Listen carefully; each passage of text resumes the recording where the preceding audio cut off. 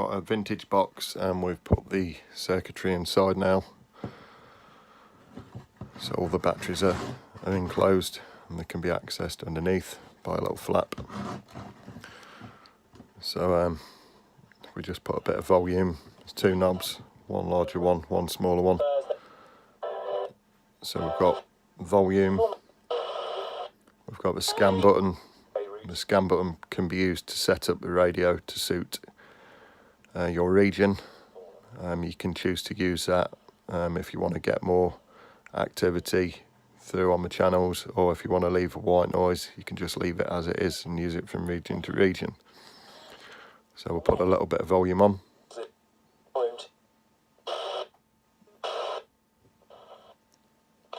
And then we've got reverb as well. So if we turn the reverb up,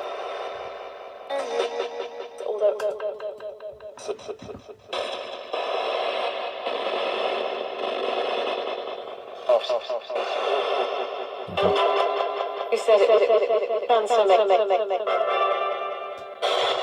will disrupt.